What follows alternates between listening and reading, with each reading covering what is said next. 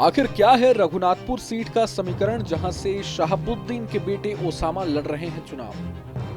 जी हां, सीवान जिले की रघुनाथपुर विधानसभा सीट बिहार की राजनीति में उन सीटों में से है जहां जातीय समीकरण और स्थानीय नेतृत्व दोनों ही बराबर असर रखते हैं। ये सीट सीवान लोकसभा क्षेत्र के तहत आती है और ऐतिहासिक रूप से कांग्रेस से लेकर आरजेडी तक कई दलों की सियासी यात्रा का गवाह रही है। 1951 में हुए पहले चुनाव में कांग्रेस के रामनंदन यादव ने यहां जीत दर्ज की थी, जबकि 2020 में इस सीट पर आरजेडी के हरिशंकर यादव ने लगातार दूसरी बार जीत हासिल कर अपनी राजनीतिक पकड़ को और मजबूत किया।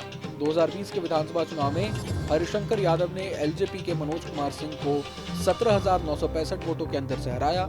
हरिशंकर को 67,757 वोट मिले, जबकि मनोज कुमार सिंह को 49,792 वोट हासिल हुए थे। इस जीत के साथ आरजेडी ने यह साबित कर दिया कि रघुनाथपुर में उसका जनाधार अब भी अडिग है।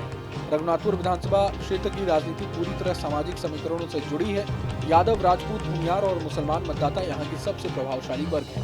2015 में पहली बार हरिशंकर यादव ने ये सीट जीती थी और तब से उन्होंने स्थानीय स्तर पर लगातार संगठन को मजबूत किया है। सड़कों, शिक्षा और रोजगार जैसे मुद्दों पर सक्रियता ने उन्हें जनता के बीच एक भरोसेमंद नेता के रूप में स्थापित किया है। राजनीतिक विश्लेषकों का मानना है कि 2025 का विधानसभा चुनाव रघुनाथपुर में दिलचस्प रहेगा, क्योंकि यहाँ से इस बार पूर्व सांसद और बाहुबली नेता शहाबुद्दीन के बेटे ओसामा शहाब चुनावी मैदान में उतर चुके हैं। दरअसल लालू राबड़ी की सरकारों में खौफ का पर्याय रहे बाहुबली शहाबुद्दीन के बेटे ओसामा शहाब बिहार विधानसभा चुनाव के जरिए अपनी राजनीतिक पारी शुरू कर रहे हैं। ओसामा को खुद आरजेडी प्रमुख लालू प्रसाद यादव ने सिंबल सौंपा है।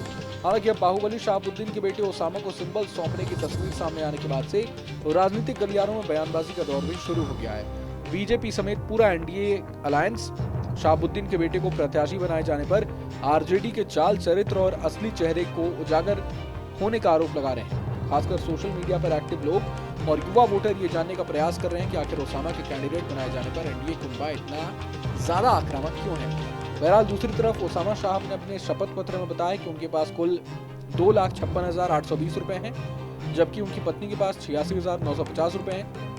वहीं उनके एक्सिस बैंक खाता में 1,38,077 रुपए और एसबीआई के खाते में 49,941 रुपए जमा है। इसके अलावा उनकी पत्नी के यूनियन बैंक के बचत खाता में 10,659 रुपए और एक्सिस बैंक में 89,335 रुपए जमा राशि है।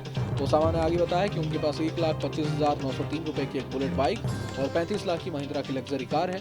उनके खिलाफ विभिन्न थानों तथा हुसैनगंज थाना, मोतिहारी टाउन थाना, राजस्थान के रामगंज मंडी थाना में कुल 5 मामले दर्ज हैं। इसमें 2 आपराधिक मामले भी हैं। अब ओसामा को सीवान की रघुनाथपुर सीट से प्रत्याशी बनाए जाने के बाद एनडीए के तमाम नेता जिस तरह से आक्रामक मोड में हैं, उससे अंदाजा लगाया जा सकता है बाहुबली का बेटा चुनावी मुद्दा है। बहरहाल पूरे मसले को लेकर आप क्या कुछ सोचते हैं, हमें कमेंट बॉक्स में जरूर बताएं। अगर आपको ये वीडियो पसंद आए तो लाइक करें और चैनल को जरूर सब्सक्राइब करें। जहां भक्ति है हर शब्द में, कथाओं में छुपे हैं दिव्य रहस्य और ज्योतिष देता है जीवन को दिशा। धर्म से जुड़ी हर बातों को जानने के लिए हमारे चैनल स्तुति को सब्सक्राइब करें। चैनल पर जाने के लिए इस लिंक पर क्लिक करें।